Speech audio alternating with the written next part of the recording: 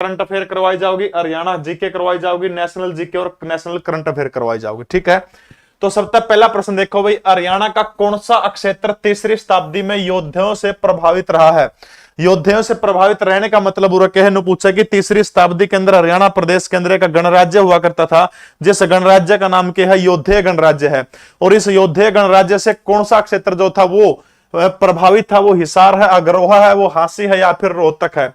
तो सबसे पहले कल हमने जिक्र किया था मौर्य वंश का। मौर्य वंश के महान प्रतापी राजा चंद्रगुप्त मौर्य, जिन्होंने सबसे पहले जो आज आप पढ़ा कि जीटी रोड शेरशाह सूरी ने बनवाया था। भाई कौन बना 5 साल में इतनी दूर पाकिस्तान से बांग्लादेश तक? वास्तव में चंद्रगुप्त मौर्य ने उत्तरापथ के नाम से उसका निर्माण करवाया था। और ऐसे महान शासक उसके बाद में बिंदुसार, उसके बाद में अशोक, और धीरे धीरे मौर्य वंश जब 185 ईस्वी पूर्व में मौर्य वंश का पतन हो जाता है, तो मौर्य वंश के पतन के बाद में हरियाणा के अंदर किसका गणराज्य होता है? किसका उदय होता है? गणराज्यों का उदय होता है, गणराज्य। ठीक है, गणराज्य, जिसमें गणराज्य का मतलब क्या था? उसमें नुआजने पूर्व में हरियाणा के गणराज्य में राजा का चुनाव कैसे हुआ करता?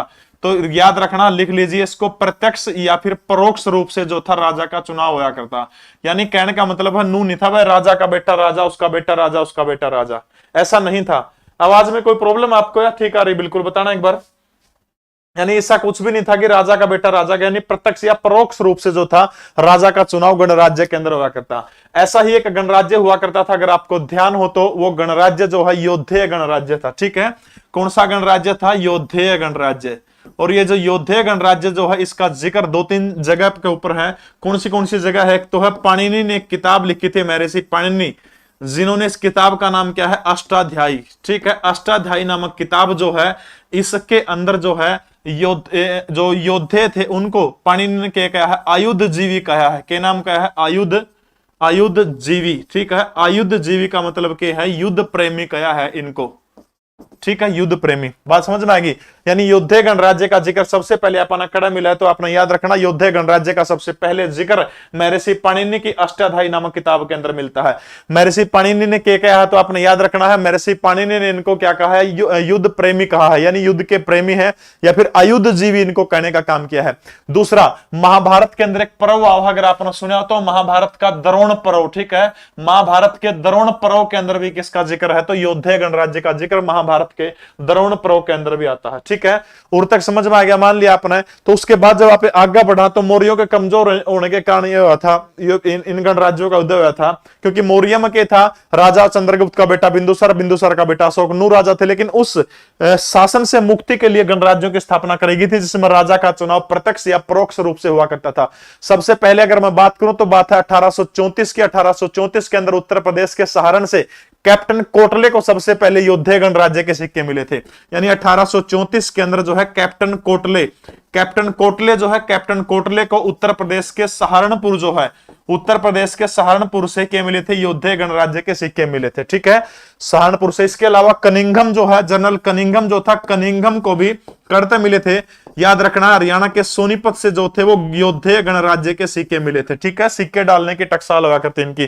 कनिंघम को करते मिले हैं, सोनीपत से इन सिक्के जो है, सिक्के, हाँ येलो मेरा फेवरेट कलर है। ठीक है, तो कनिंघम को भी सिक्के मिले हैं।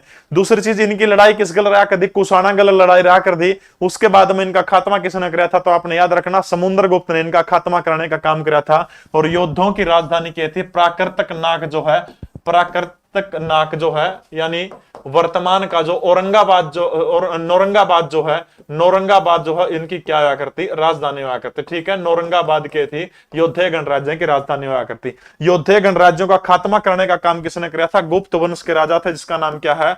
समुद्रगुप्त है। ठीक है, समुद्रगुप्त ने योद्धेय गणराज्य का खात्मा करने का काम किया था। और तक समझ में आएगी? जो क्षेत्र इससे पीड़ित था, वो क्षेत्र सबसे ज्यादा जो थे योद्धेय गणराज्यों का प्रभाव जो था लगभग हरियाणा के ऊपर था, और रोहतक जिले के आसपास जो था उनका क्षेत्र तीसरी शताब्दी में बहुत ज्यादा था। समुद्रगुप्त जो था, नीरज कुमार इस क्लास को बंद नहीं करूंगा, चिंता ना करो। ठीक है, तो रोहतक जो है तीसरी शताब्दी के अंदर जो था योद्धाओं से प्रभावित कौन सा क्षेत्र था?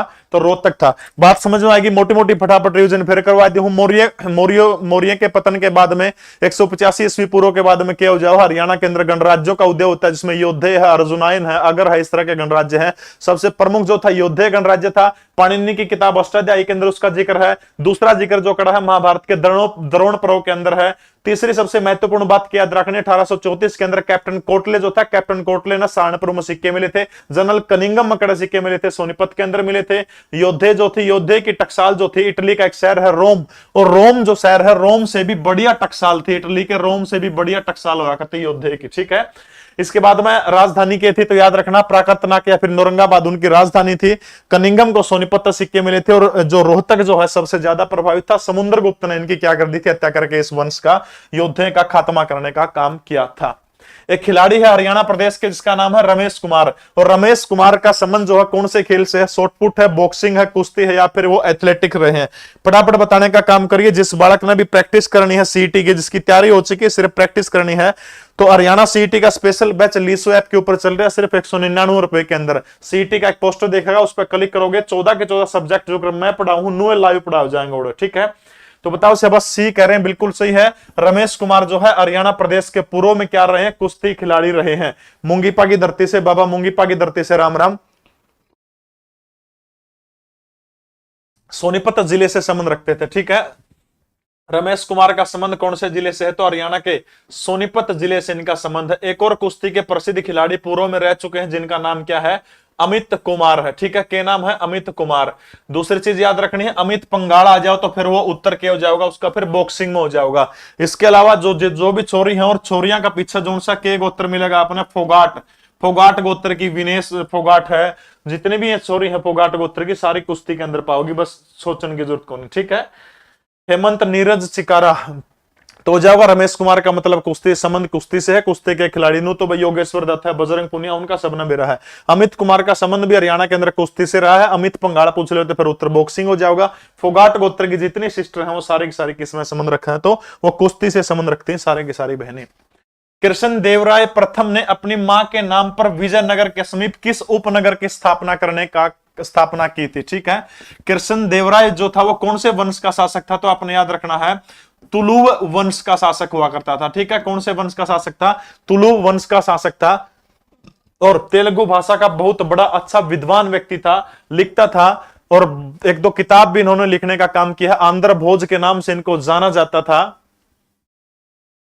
एक किताब है अमुक्त मालयद, ठीक है। कौन सी किताब है, अमुक्त मालयद, अमुक्त मालयद, ठीक है, मालयद, अमुक्त मालयद। इस किताब को तेलुगु भाषा के अंदर किस राजा ने लिखा है, तो कृष्ण देवराय प्रथम जो है इसने अमुक्त मालयद नामक किताब को लिखने का काम किया है।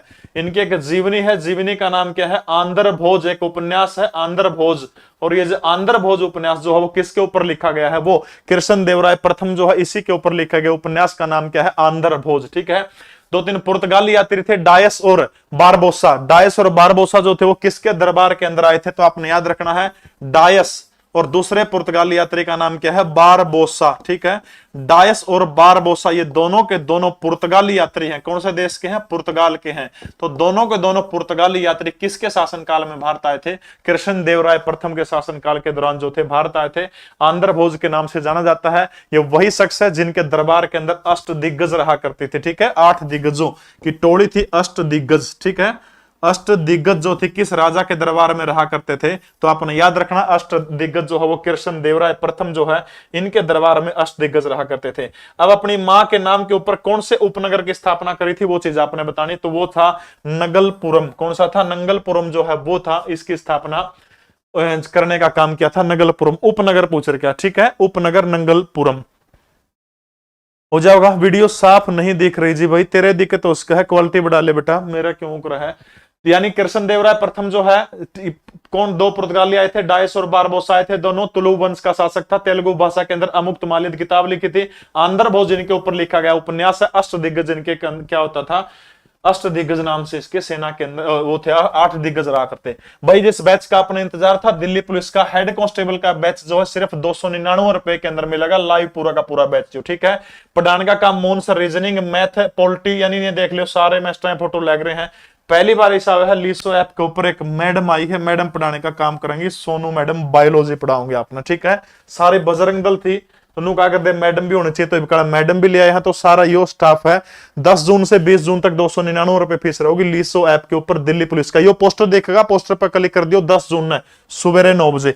को गड़बड़ हो तो इन नंबर पर फोन कर लियो कि मैं दिक्कत हो तो, ठीक है। लाइव बैच है पूरा का पूरा। लाभ सिंह नैन कंप्यूटर कराऊंगे, Jogendra sir English, Sumit sir math, Manjeet sir math, देख लियो गणा है, ठीक है। हरियाणा में प्रथम डाकघर पासपोर्ट सेवा केंद्र कहां पर खोला गया है? तो हरियाणा के अंदर जो है पहला, हाँ ले आए मैडम, आ तो गई। हरियाणा के अंदर पहला डाकघर पासपोर्ट सेवा केंद्र कैथल करनाल, तो बिल्कुल आसान सा प्रश्न है। तो हरियाणा का करनाल जो है, हरियाणा के करनाल के अंदर पहला डाकघर पासपोर्ट सेवा केंद्र जो था खोलने का काम किया गया था, ठीक है, बिल्कुल करनाल के अंदर खोला था। अगला प्रश्न देखो, हरियाणा में एकमात्र पंचमुखी शिव की मूर्ति कहां से मिली है? फटाफट बताने का काम करिए। एकमात्र पंचमुखी शिव की मूर्ति हरियाणा प्रदेश में कहां से मिली है? भगवान शिव जी की यह मूर्ति है।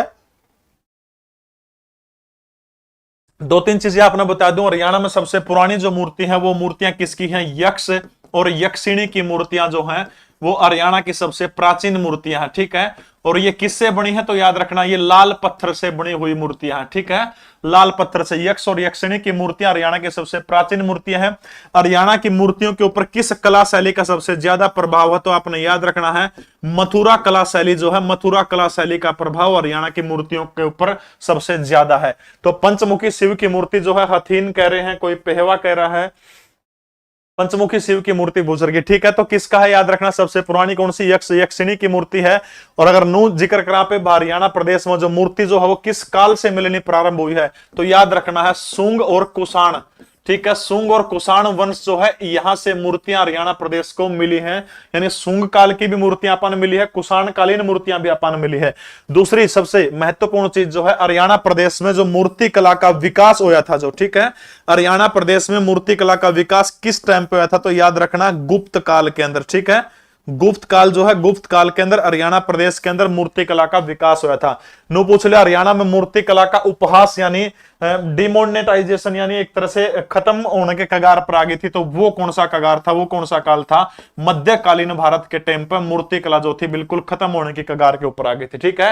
यानी मूर्ति कला का नो पूछा, मूर्ति कला कौन से युग की मिली? तो सुंग वंश से लेकर कुषाण, उससे पुरानी नहीं मिली है, सुंग वंश की मिली है या फिर कुषाण वंश की मिली, ठीक है। ये मूर्ति कला, उसके बाद में मूर्ति कला का विकास कौन सा उसमें हुआ था? गुप्त काल के अंदर मूर्ति कला का विकास हुआ है। डूब भी कौन सा काल में? मध्यकालीन में।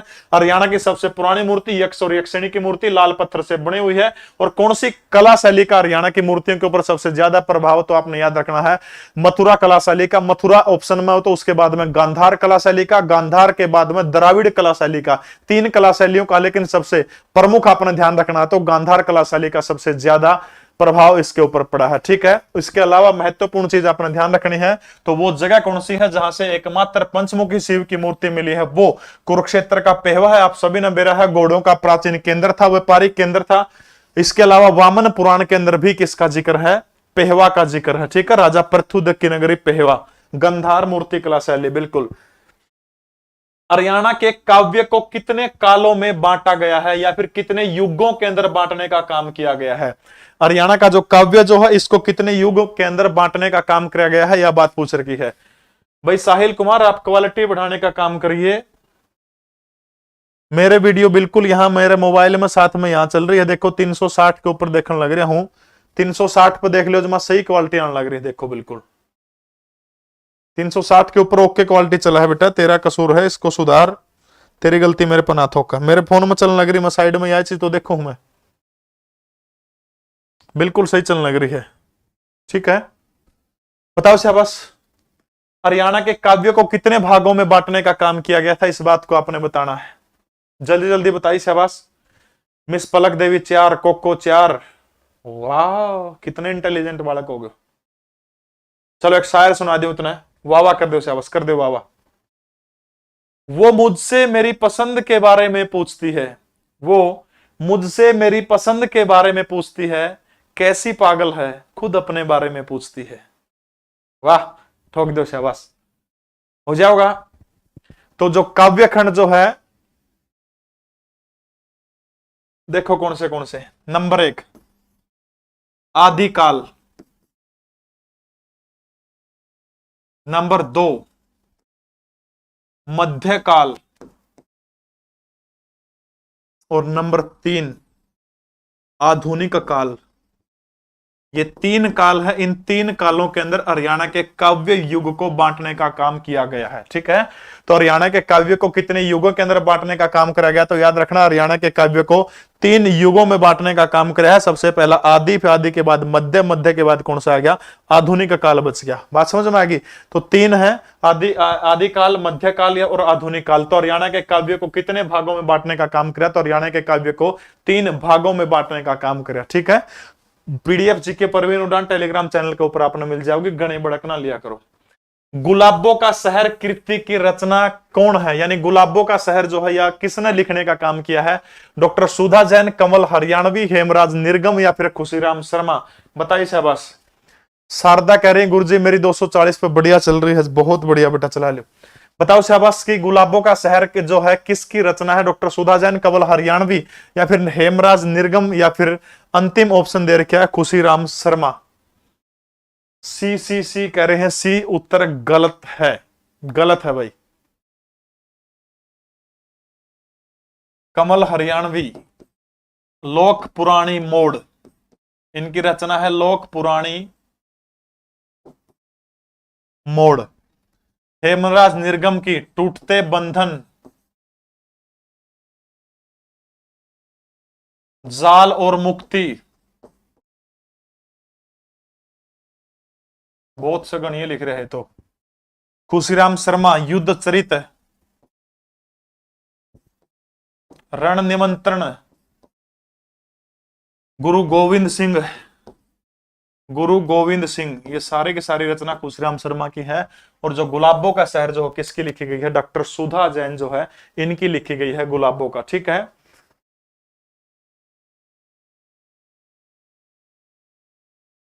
सीप का मोती,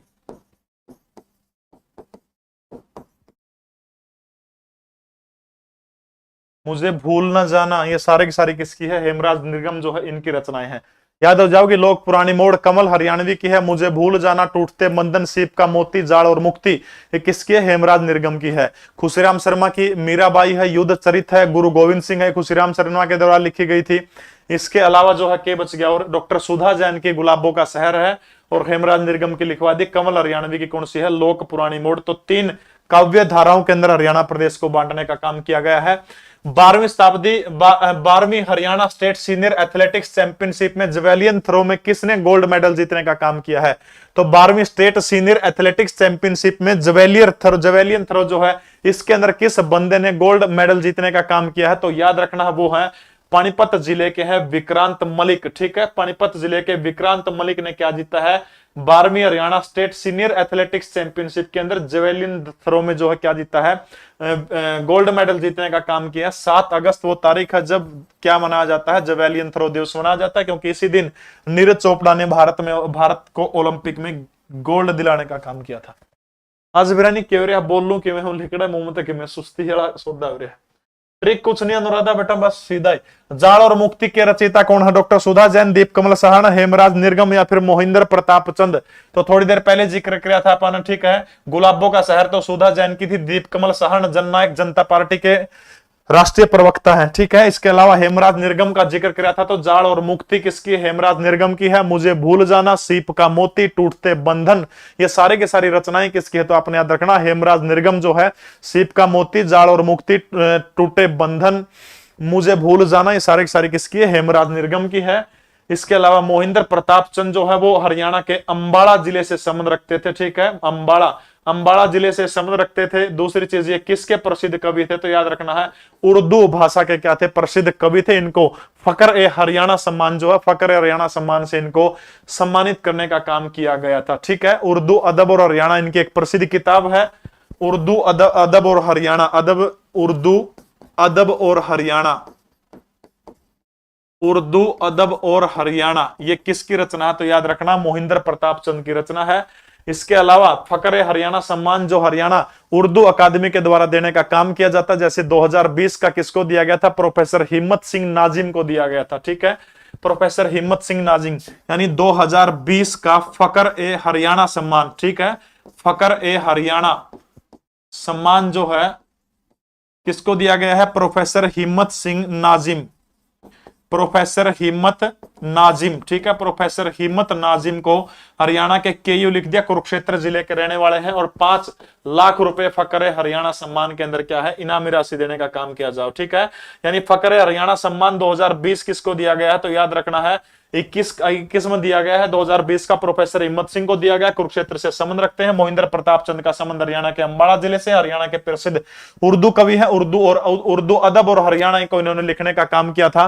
जाल और मुक्ति उपन्यास के रचयिता कौन है, तो हेमराज निर्गम है, ये चीज आपने याद रखनी है। फकरे हरियाणा सम्मान हरियाणा उर्दू अकादमी के द्वारा दिया जाता है, 5 लाख रुपए इनामी राशि। अंतिम पुरस्कार प्रोफेसर हिम्मत नाजिम को दिया गया है, वो हरियाणा के कुरुक्षेत्र जिले से संबंध रखते हैं। हिंदू महासभा की स्थापना कहां पर हुई थी, तो आपने याद रखना है 1915 वो साल थी जब पंडित मदन मोहन मालवीय जो थे, पंडित मदन मोहन मालवीय ने क्या किया था, हिंदू महासभा की स्थापना करने का काम किया था। ये वही मदन मोहन मालवीय हैं जिनको अटल बिहारी वाजपेयी के साथ में बीजेपी की सरकार ने, नरेंद्र मोदी ने भारत रत्न देने का काम किया था। और हिंदू महासभा जो है आपने याद रखना है, हिंदू महासभा की जो स्थापना 1915 के अंदर कहां पर हुई थी, हरिद्वार के अंदर हुई थी। और इनका जो नारा था वो एक ही नारा था, अखंड भारत, ठीक है, अखंड भारत इनका नारा था। तो 1915 के अंदर है अखिल भारतीय हिंदू महासभा की स्थापना कब हुई थी, तो 1915 के अंदर जो है अखिल भारतीय हिंदू महासभा की स्थापना हुई थी। मदन मोहन मालवीय को जाना जाता है, और इसका पहला सम्मेलन जो था वो कहां पर हुआ था, तो याद रखना है हरिद्वार के अंदर इनका पहला सम्मेलन हुआ था। यही इतनी चीज आपने इसकी याद रखनी है, हो जाओगी याद। चला गया 9 अप्रैल 1915 वो तारीख थी, अखंड भारत का नारा दिया था। तो हिंदू महासभा की स्थापना पूछ ले किसने करी थी, पंडित मदन मोहन मालवीय ने। कद करी थी 1915 में, जगह पूछ ले तो हरिद्वार, ठीक है। अखंड भारत का इनका एक ही नारा था, यह बात याद रखनी है। आगे चलो वैसे, बस हम सिर्फ नकल करने वाले नहीं है, ये शब्द किस व्यक्ति ने कहे थे, हम सिर्फ क्या है नकल करने वाले नहीं थे, ये बात किस व्यक्ति के द्वारा कही गई थी, ये चीज आपने बतानी है कि सिर्फ नकल करनी नहीं है। तो याद करिए, भारत के जब संविधान के अंदर संविधान का उद्देश्य प्रस्ताव पारित किया गया था 13 दिसंबर 1940 को, 13 दिसंबर 1940 को भारत के संविधान का उद्देश्य प्रस्ताव पारित किया गया था। और उस उद्देश्य प्रस्ताव के अंदर पंडित जवाहरलाल नेहरू ने बोलते हुए संविधान की प्रस्तावना के बारे में बताया था। और तब जवाहरलाल नेहरू ने शब्द कहे थे कि हम सिर्फ नकल करने वाले नहीं हैं। ये शब्द किसके हैं, जवाहरलाल नेहरू के उस भाषण के प्रमुख शब्द हैं जो उन्होंने 13 दिसंबर 1940 को देने का काम किया था, कर दिया था। संसद के सेंट्रल भवन के अंदर जब संविधान सभा के ऊपर बहस हो रही थी, तो जब संविधान सभा के ऊपर बहस हो रही थी तब उन्होंने ये प्रसिद्ध भाषण दिया था। बाद में 13 दिसंबर 1940 को दिया गया जो भाषण था उसी को संविधान की प्रस्तावना के रूप में शामिल करने का काम कर लिया गया था। अगला प्रश्न देखो भाई, अंग्रेजी अपन आंधी को नहीं किए है पढ़ता मिलियो, इसका लेखक पूछ रहा कौन है। Love is stronger then hate, उड़ तक तो समझ में आएगी, प्यार स्ट्रोंग है नफरत है। इबियो बेरा को नहीं किए है भाई, 1947 का लेखक कौन था, हमें पढ़ लियो इतना, मैं तो एक शायर सुना इसको था, हमने पढ़ लियोगे। हरियाणा का पहला सेंटर गोरखपुर में। तो भाई यह किताब लिखी थी खुशदेव सिंह के द्वारा 1947 के अंदर लिखी थी, ठीक है। चेतन भगत तो था कौन 1947 में, कौन लिख रखी बेटा। अगला प्रश्न देखो भाई, हाल ही में किसको भारत के नए मुख्य आर्थिक सलाहकार नियुक्त किया गया है। तो भारत के नए मुख्य आर्थिक सलाहकार कौन है, जे अशोक चोपड़ा, एम नीतीश मौर्य, टी श्रवण कुमार या फिर वी अनंत नागेश्वरम। फटाफट कमेंट करके बताइए, जो पहले बताएगा उसका नाम बोलूंगा। तो जल्दी बताइए, भारत का नया आर्थिक सलाहकार किसको नियुक्त करने का काम किया गया है, नया आर्थिक सलाहकार।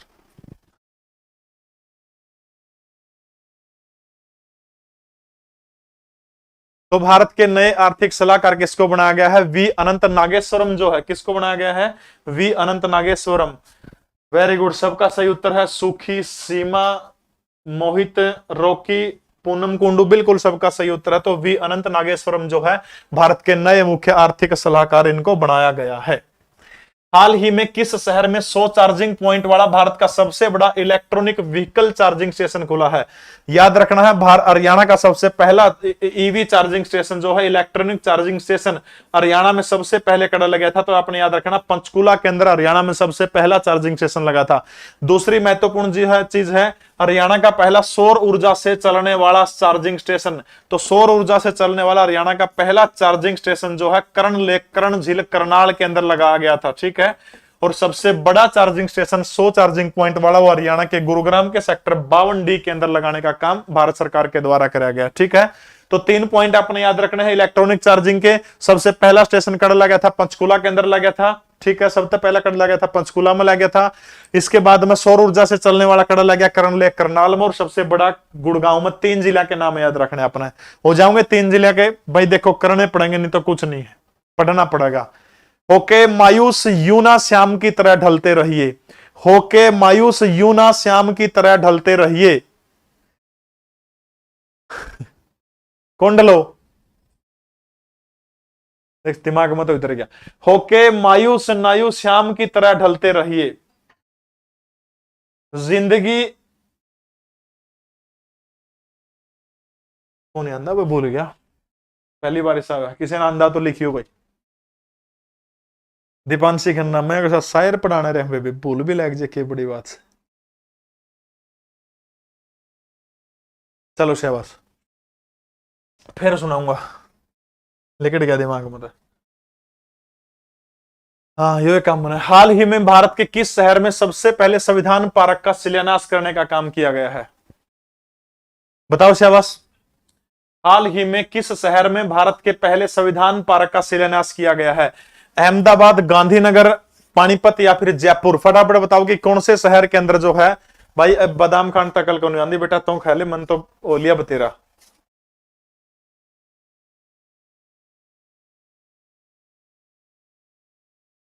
बताओ शहबाज, बिल्कुल सही है।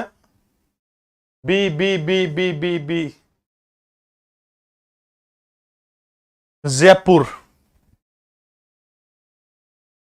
बिल्कुल सही है। हाल ही में किस खिलाड़ी ने ऑस्ट्रेलियन ओपन 2022 में पुरुष एकल का खिताब जीतने का काम किया? टेनिस का ये ऑस्ट्रेलियन ओपन 2022 जो है खिताब किस खिलाड़ी ने जीतने का काम किया है? डैनियल मेदवेव ने, रोजर फेडरर ने, नोवाक जोकोविच ने, या फिर स्पेन के खिलाड़ी राफेल नडाल ने?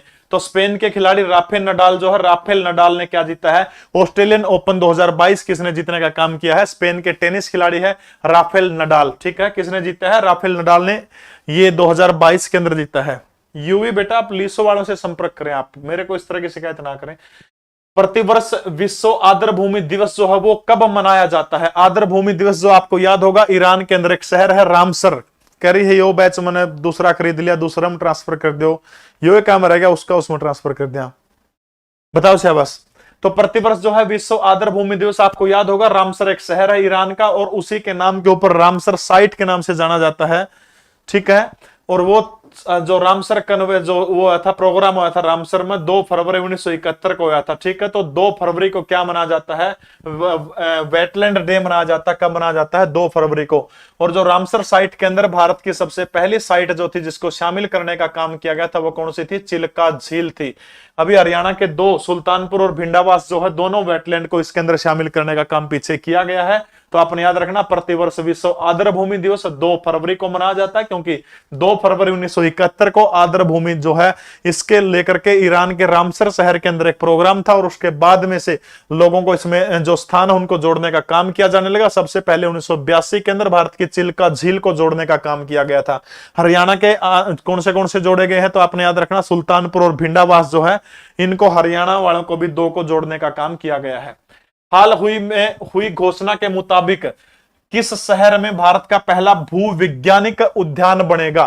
तो भारत के किस शहर के अंदर जो है भारत का पहला भूविज्ञानिक उद्यान, जियोलॉजिकल पार्क बनेगा?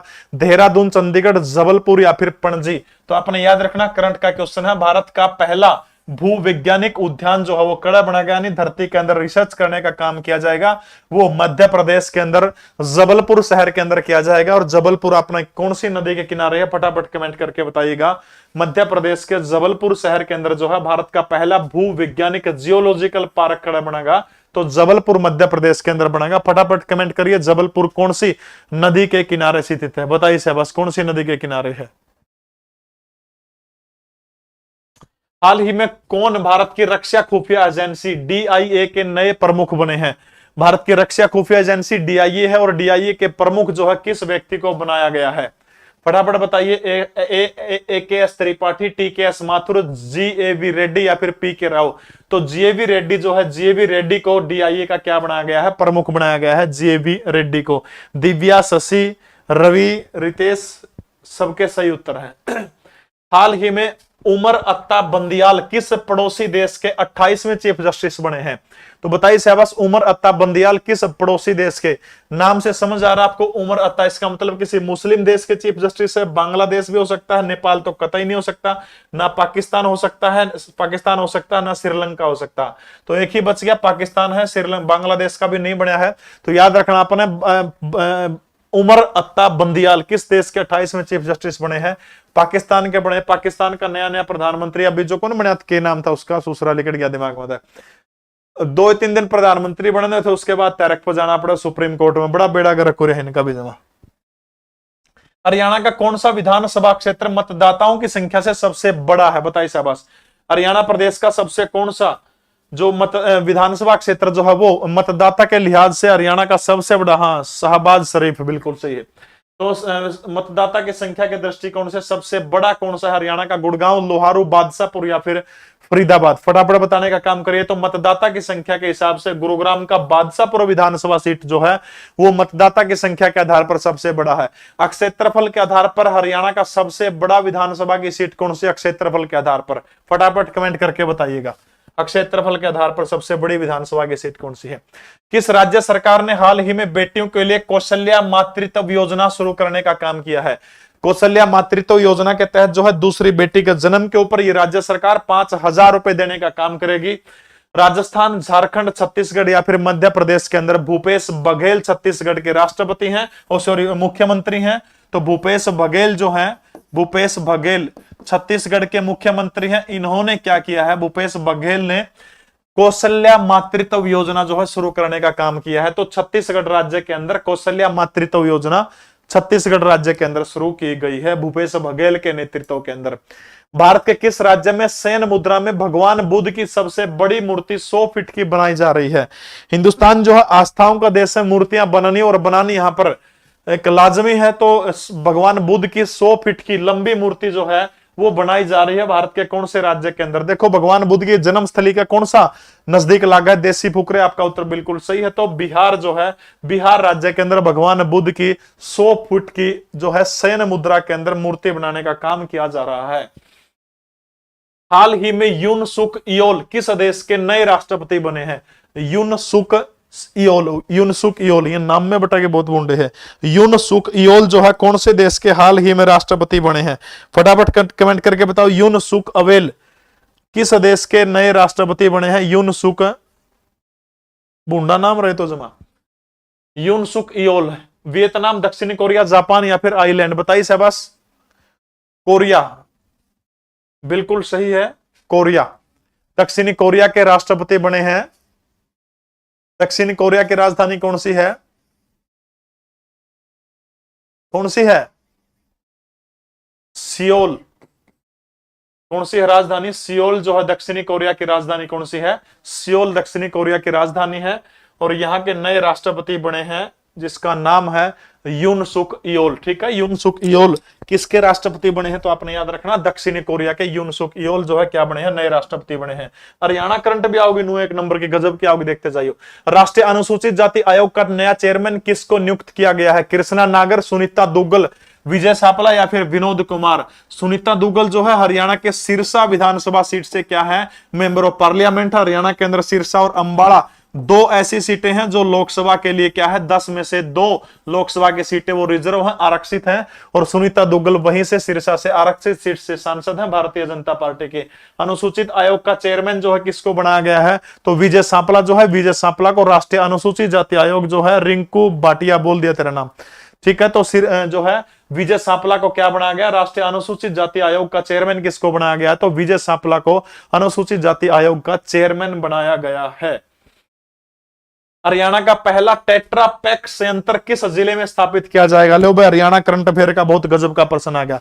बताओ शाबाश, हरियाणा का पहला टेट्रा पैक संयंत्र किस जिले के अंदर बनाएगा? दुग्ध उत्पादन को बढ़ावा देने के लिए हरियाणा सरकार के द्वारा जो है ये टेट्रा पैक संयंत्र लगाने का काम कौन से जिले के अंदर किया जाएगा? वो जिला हरियाणा का हिसार हो सकता है, जिला रोहतक, या फिर जयंती का नगर जींद, या फिर यमुना नदी के किनारे बसा यमुना नगर।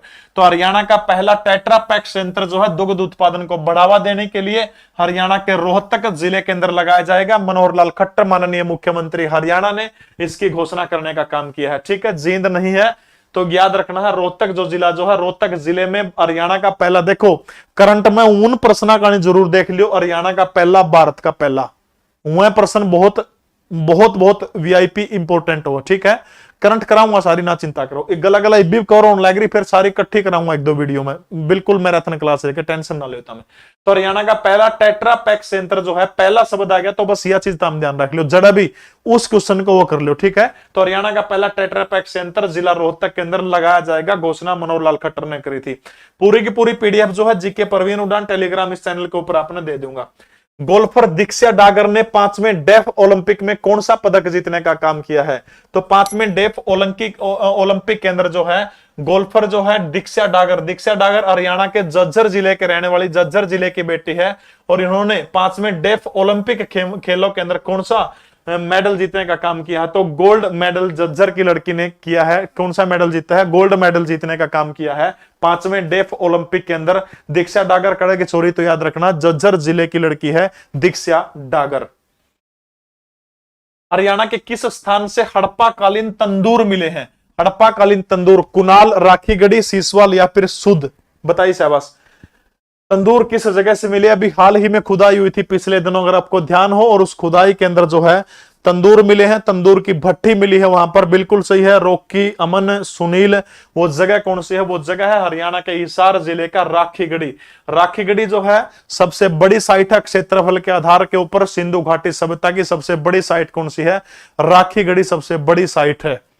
तो हिसार जिले की नारनौंद तहसील का गांव है, और यहां के मिले हैं हड़प्पाकालीन तंदूर करते मिले, तो आपने याद रखना है राखीगढ़ी से हड़प्पाकालीन तंदूर मिले हैं। नजावत खान ने अपनी राजधानी किसे बनाया था? नजावत खान या केड़ बैदागी भाई, पिपली, अजीमाबाद, कुंजपुरा या फिर शाहबाद? नजावत खान। देखो नजावत खान जो था, बात है 18वीं शताब्दी की, थोड़े से इतिहास के प्रश्न आएंगे 5-4। 18वीं शताब्दी के अंदर यह बंदा अफगानी था। ठीक है, अफगान था, और ये बंदा हरियाणा आ जाता। ठीक है, अफगान था, तो देखो इसने काम कुम के में था कौन, बिल्कुल रोजगार की तलाश में घर के लठ मारा कर दे, डांडे मारे के बाहर काट दे, जो कर सुनने गया ना कौन काटा कर दे, वो दिन में चरका है सामने बांध ले, वो काम था इसका। गला घर के डांडे मारा कर दे, काम धंधा कि था नहीं इस बंदा पे। काम की तलाश में अफगानिस्तान से होते हुए हिंदुस्तान चला आया, और हिंदुस्तान में आ गया तो धीरे धीरे क्या किया, जब याद करिए पानीपत के ऊपर जो है पहला युद्ध हो चुका है, दूसरा युद्ध हो चुका है, पानीपत का तीसरे युद्ध की बारी है। इसके आसपास इस बंदे को जो है धीरे धीरे जो अहमद शाह अब्दाली है और शासक जो है मुस्लिम शासक, वो इसको आगे बढ़ाना शुरू कर देते हैं, और तब ये शासक ये बंदा क्या करता है, 1729 के अंदर जो है नजावत खान क्या करता है, एक शहर की स्थापना करता है, जिस शहर का नाम है कुंजपुरा। यानी कुंजपुरा का संस्थापक कौन है? तो आपने याद रखना नजावत खान जो है कुंजपुरा का शासक है। ठीक है, बाद में इसी कुंजपुरा के शासक नजावत खान जो है ये बंदा क्या करता है, पानीपत की तीसरी लड़ाई के अंदर अहमद शाह अब्दाली की तरफ से लड़ने का काम करता है, और तब अहमद शाह अब्दाली और मराठों के बीच में जो पानीपत की तीसरी लड़ाई हुई थी, उस लड़ाई के अंदर नजावत खान मारा जाता है। ठीक है, तो नजावत खान की राजधानी कौन सी थी? तो करनाल जिले का कुंजपुरा जो है वो नजावत खान की राजधानी हुआ करती। ठीक है, 18वीं शताब्दी के नजावत खान कहां का था? अफगानिस्तान का रहने वाला था। कुंजपुरा की स्थापना कोई आपसे पूछ ले तो याद रखना, कुंजपुरा की स्थापना 1729 के अंदर किस बंदे ने करने का काम किया था? तो कुंजपुरा की स्थापना नजावत खान के द्वारा 1729 में करी गई थी। नजावत खान की हत्या कब हुई थी? तो याद रखना अपने पानीपत की तीसरी लड़ाई से पहले ही मराठों ने इसकी हत्या कर दी थी, यह चीज आपने ध्यान रखनी। ठीक है, अनुराधा याद करने का, सॉरी मैं तेरे प्रश्न पढ़े जाऊं बोले, मेरे जवाब कौन देंगे बेटा? और भी देख कितने बालक, 800-900 बालक जुड़ रहे हैं, पढ़ना पड़ेगा, पेन लेना पड़ेगा। मैं क्वेश्चन हूं, मेरे भी मन भी तो याद करने पड़ा है, ये भी मना क्वेश्चन आता को पेपर देना। फिर भी नु ला ले, हर रोज 4 से 5 घंटे मेरी जीके ने तैयार करने में लगाऊं, 4-5 घंटे नई नई चीज पढ़े जाऊं, लिखे जाऊं, कॉपी भरे जाऊं। पढ़ना तो पड़ेगा, और मेरे पास जादू मंत्र थोड़ा है कि फांकी दे दूंगा तो अंगूठे की जगह गोली दे दे तो पास हो जाएगी। बेबे पढ़ना पड़ेगा, इलाज को नहीं। 1753 में अहमद शाह अब्दाली के आक्रमण के अकीबत खान ने बल्लभगढ़ का नाम बदलकर क्या रख दिया था? देखो, अहमद शाह अब्दाली के बारे में 2-4 बात ध्यान रखनी है। एक तो एक शासक आया था 1739 के अंदर, करनाल के युद्ध के बारे में आपने सुना होगा, ठीक है, नादिर शाह, ठीक है, नादिर शाह। ये जो नादिर शाह जो था वो किस वंश का शासक था? तो याद रखना आपने, दुर्रानी वंश का शासक था, ठीक है। और इसी दुर्रानी वंश का शासक 1761 के अंदर मराठों के साथ में लड़ता है पानीपत के तीसरे युद्ध के अंदर, ठीक है। तो अहमद शाह अब्दाली क्या कर रहा है? 1753 के अंदर जो है बल्लभगढ़ के ऊपर आक्रमण करने का काम करता है, खुद को नहीं करता, ठीक है। इससे पहले बल्लभगढ़ के बारे में 2-3 चीजें आप जान लीजिए। बल्लभगढ़ की स्थापना करने का काम किसने किया था? तो याद रखना, बल्लभगढ़ की स्थापना करने का काम चौधरी गोपाल सिंह के द्वारा कराया गया था, ठीक है, चौधरी गोपाल सिंह। यानी बल्लभगढ़ का संस्थापक कोई आपसे पूछता है, राज्य का संस्थापक, ठीक है, बल्लभगढ़ राज्य का संस्थापक कौन है? तो आपने याद रखना, चौधरी गोपाल सिंह जो है बल्लभगढ़ राज्य का संस्थापक है। इसके बाद में, गोपाल सिंह के बाद में इसका बेटा, जिसका नाम है चरण सिंह, ठीक है, और चरण सिंह के बाद में इसका बेटा है जिसका नाम है बल्लू जाट, ठीक है, बल्लू जाट। और इसी बल्लू ने क्या किया था? बल्लभगढ़ के अंदर किला बनवाने का काम किया था, ठीक है। बल्लभगढ़ के अंदर किला किसने बनवाया था? बल्लू जाट, जो इस बंदे ने बल्लभगढ़ के अंदर किला बनवाने का काम किया था। उर तक मामला समझ में आ गया। अब क्या कर रहा है? 1753 में मुगल सेना जो है और अहमद शाह अब्दाली के सैनिक जो है, अकीबत खान जो है, ये सारे के सारे आक्रमण कर देते हैं किसके ऊपर? बल्लू जाट के ऊपर। और आक्रमण जब होता है तो उसके अंदर बल्लू मारा जाता है, और उसके बाद बल्लभगढ़ के ऊपर कब्जा किसका हो जाता है? अकीबत खान का कब्जा बल्लभगढ़ के ऊपर हो जाता है। अब मुस्लिम शासक आ गया, पहले हिंदू शासक थे, अब आ गया, तो इसका मतलब वो क्या करेगा? नाम बदलेगा। अहमद शाह अब्दाली इसकी लड़ाई से, जीत से खुश हो जाता है, और खुश हो करके इसका नाम क्या रखता है? इसका नाम रखता है निजामुल मुल्क आसफ जाह। निजामुल मुल्क आसफ जाह है, याद नहीं रहो तो बस यो याद रख लियो, निजामगढ़ याद रख लियो, ठीक है। यानी के नाम रख दिया था? निजामगढ़। यानी एक नया प्रश्न अपने ध्यान में आओ तो, बल्लभगढ़ का प्राचीन नाम क्या है? निजामगढ़ जो है बलरामपुर अब रख दिया है, लेकिन एक टाइम पर जो है इसका नाम क्या हुआ करता है, याद रखना है, निजामगढ़। 1753 के अंदर बल्लभगढ़ का नाम था, ठीक है भाई। मैं हरियाणा के जो आप जिस भी एकेडमी में पढ़ो हो, उस एकेडमी के जो भी संचालक है आप उनसे बात करिए, क्योंकि मैं एक जगह पाऊंगा तो मैं सारी व्यवस्था कड़ा कड़ा करांगे। एकेडमी वाला के पास में सारी चीज हो है, बेंच भी हो है, बैठने जगह भी हो, सारी चीज हो है। तो किसी भी एकेडमी के अंदर आप मेरे पास 90-509 61-500 फोन करवाइए, बिल्कुल हरियाणा के अंदर कहीं भी आने के लिए तैयार हूं, कोई दिक्कत नहीं है मेरे को। और तक मामला समझ में आ गया? बात समझ में आएगी? यानी बल्लभगढ़ राज्य का संस्थापक कौन था? तो गोपाल सिंह था, गोपाल सिंह का बेटा चरण सिंह, चरण सिंह का बेटा बल्लू था। बल्लू की किसकी लड़ाई होगी? अकीबात खान की बल्लू की लड़ाई होगी। अकीबात खान किसने भेजा था? अहमद शाह अब्दाली ने भेजा था। बाद में क्या करे, अहमद शाह अब्दाली ने इसका नाम बदलकर जब बल्लू की हत्या कर देगी तो तब इसका नाम क्या कर दिया? निजामगढ़ कर दिया। बस इतनी बात याद रखनी है। अहमद शाह अब्दाली कड़ा का था, दुर्रानी वंश का शासक था, अफगानी था, बस इतनी बात याद रखनी है। कौन रुहेला सरदार दिल्ली का शासक बना था? कौन सा रुहेला शासक जो है वो दिल्ली का शासक बना था? यह चीज बतानी है, फटाफट कमेंट करके बताइए। अहमद शाह अब्दाली नुए मराठे को नहीं हार गए थे, कमी अपनाने की थी बहुत बड़ी। अहमद शाह अब्दाली है ना, मराठे आए थे, मराठा तक अपने खास तौर पर हमारे हरियाणा ने पानी तक भी कौन पिया था, ऐसी स्थिति आ गई थी। आखिर में जाकर सूरजमल राजा ने जो था अपना धर्म निभाया और उनको सैनिकों को वो किया, पानी तक भी कौन पिया था। मराठा ने तड़प कर मर गए थे 1761 की लड़ाई के अंदर। गद्दारों की कमी नहीं है, 1-2 गद्दार का जिक्र और भी करूंगा आगे आऊंगी। बेशक बुरा मान जी, कोई दिक्कत को नहीं, लेकिन जिक्र करना मेरा परम धर्म है, ठीक है। अहमद शाह अब्दाली जो था, निजामुद्दौला बिल्कुल सही उत्तर है। अहमद शाह अब्दाली ने क्या कर दिया था? पानीपत की लड़ाई से पहले, तीसरी लड़ाई से पहले इसको दिल्ली का शासक बना दिया था, नजीमुद्दौला को, ठीक है। दिल्ली का शासक बनाने का काम कर दिया था इसको। हाँ, 18वीं सदी ने, उससे पहले भी नाम बदलने की परंपरा थी। जॉर्ज थॉमस का निधन कब हुआ था? देखो, जॉर्ज थॉमस बहुत बहादुर आदमी कह सको आप जॉर्ज थॉमस को। जॉर्ज थॉमस जो है 1756 के अंदर जन्म कड़ा हुआ है जॉर्ज थॉमस का। तो याद रखना आपने, आयरलैंड के अंदर जन्म हो 1756 के अंदर। लुटेरा बंदा था, काम था को नहीं, काम नहीं तो आदमी तलाश में भागेगा। तब ये क्या करता है, बात है 1782 को आयरलैंड से चल करके मद्रास पहुंचता है ये बंदा, ठीक है, जहाज में, पानी के जहाज में बंदा भारत आया था। भारत कब आया था, 1782 में। मद्रास में काम धंधा करने लग गया उड़े, बताऊंगा दूर तक जाऊंगे, मृत्यु तक लेके जाऊंगा, ठीक है। तो मद्रास में काम धंधा करने लग गया, काम कुम ठीक कौन चलिया। आखिर में इसने खड़ाना पड़े, आखिर में आ गया 1787 में दिल्ली आ गया। देखो 1787 में खड़े आ गया दिल्ली, और दिल्ली आ गया तो दिल्ली में के चढ़ा हो है या दिल्ली हो गया, ठीक है। यू दिल्ली आ गया। दिल्ली की और शासिका कौन है इस टाइम पे, दिल्ली की शासिका है बेगम समरू। ओहो के गजब का नाम है, बेगम समरू। बेगम समरू भी उन तो बुढ़ी हो रही थी, दिखा ठीक ठाक करती। और जॉर्ज थॉमस जो है यो बंदा था ये जवान। 5-7 दिन में दन्नू या भी इंस्टा पर रील राल गिरने लगी, यो भी रील राल गिरने लगे, आपसी में देखने लगे, काम चल गया, मैसेज मुसेज भेजने लगे। इब देखो दनुआ का बीच में क्या हो गया, वो ही हो गया, समझ गए, हो गया। थोड़े दिन चल लिया, बेगम समरू का बेरा पटन लगा दिल्ली में, भैया तो गड़बड़ हो लिया, दिल भी कड़ा तक दिया, आयरलैंड दिया इतने दूर जाके। इब इस बात का कि मिलाज को नहीं किसी पे। आखिर में बेगम समरू नु लगे बेइज्जती होने लग रही है, नुबली तो मेरे ते दूर उठ ली, नुबले दूर उठ लू, मेरा जी कुकर लगेगा, बोली हीप को नेटा जाओ दूर है।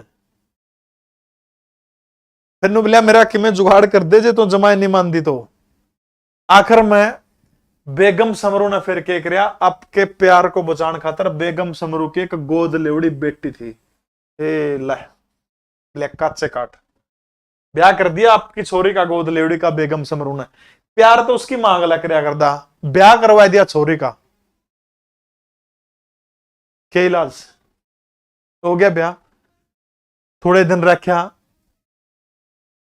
जेल में बंद कर दिया बेगम समरू ने, कैद कर लिया, फिर कैद करने के बाद छोड़ दिया। इसके बाद क्या कर रहे हो, 1794 के अंदर हमारा हरियाणा में आ जाओ है, और हरियाणा का बहादुरगढ़ जो है, ठीक है, बहादुरगढ़ जो है, बहादुरगढ़ के ऊपर आक्रमण करके बहादुरगढ़ को 1794 में बंदा क्या करा, जीतने का काम करा है, यानी लूटने का काम करा, सॉरी 1794 में बहादुरगढ़ को और जज्जर को क्या करा है, लूटने का काम करा है।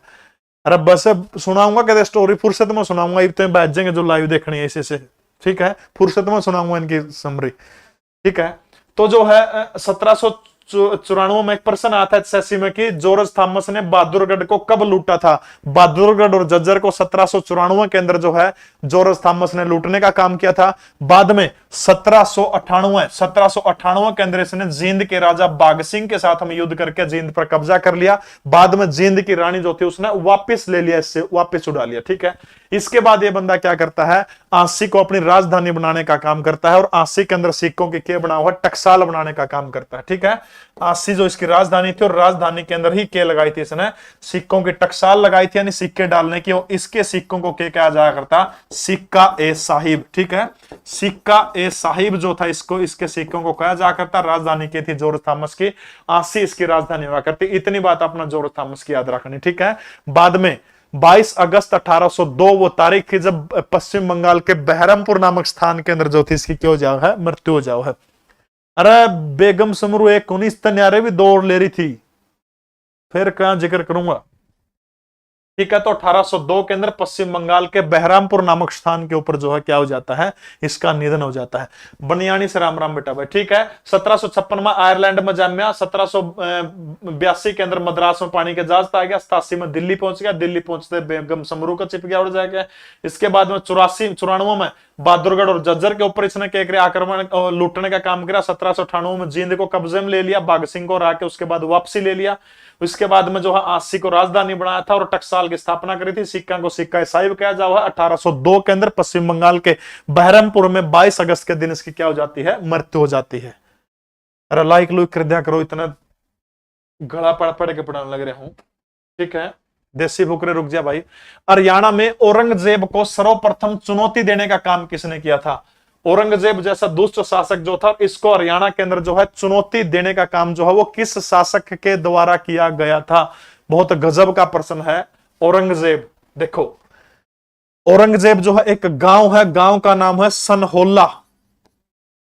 सनहोल्ला गांव का एक बंदा है जिसका नाम क्या है, सावलिया मेव, ठीक है। सावलिया मेव के कर है नाक में दम करने का काम कर दिया औरंगजेब का, कुकरम राख के मिनक में इतना तंग आ लिया नुबलेस का, तो कि मिनक में इलाज करना पड़ेगा। एक और बंदा है हाथी बड़गुजर, याद रख लियो, हिस्ट्री गजब की पढ़ा दूंगा। हाथी बड़गुजर, ठीक है, हाथी बड़गुजर, हाथी बड़गुजर। यो गुड़गांव के बादशाहपुर नामक स्थान जो है बादशाहपुर का रहने वाला है बंदा, ठीक है। इन सबसे पहले पूछ ले तो सावलिया मेव ने औरंगजेब की नाक में दम सबसे पहले किसने कराया था, तो आपने याद रखना है। तो वो सबसे पहले सावलिया मेव ने इसके नाक में दम करने का काम किया था, सनोला गांव का था। दूसरा आदमी कौन था? हाथी बड़गुजर था। इब औरंगजेब इन तो सीधा कदे भी जीत सका नहीं जीत सका, तो इसने क्या किया, ईसा बंदा टोया कि जो इन काबू ले सके। और वो बंदा फिर कौन था? एक गांव पड़ा है गड़ी बोलनी, गड़ी बोलनी गांव पड़ा है। और ये गड़ी बोलनी गांव का एक बंदा जिसका नाम है राव नंदराम। राव नंदराम, राव नंदराम के साथ में बातचीत करके राव नंदराम ने क्या किया, हाथी बड़गुजर को पकड़ के औरंगजेब को सौंप दिया। औरंगजेब खुश हो गया और खुश होकर राव नंदराम को रेवाड़ी की जागीर जो थी वो देने का काम कर दिया। इस तरह से रेवाड़ी के अंदर राव वंश जो है उसकी नींव पड़ने का काम होता है किसके शासनकाल में? औरंगजेब के शासनकाल में। अब यू नंदराम उड़ता भी कौन टिकता, यू के रहा है थोड़े दिन पाछे इस महान सावलिया मेव जो है इसने भी पकड़ के इसकी हत्या करते हैं। फिर क्या वो है, फिर चुगर्दा का इलाका जो है रेवाड़ी के आसपास का जो इलाका है, सरसाना से राम राम बेटा, तो सारा का सारा इलाका जो है वो क्या कर दिया है, वो सारा का सारा इलाका रेवाड़ी का जो है वो नंदराम अहीर जो है, नंदराम अहीर नहीं सॉरी राव नंदराम जो है, राव नंदराम के कब्जे के अंदर सारा का सारा इलाका आसपास का सारा आ जाओ, ठीक है। इतनी बात याद हो जाओगी। अब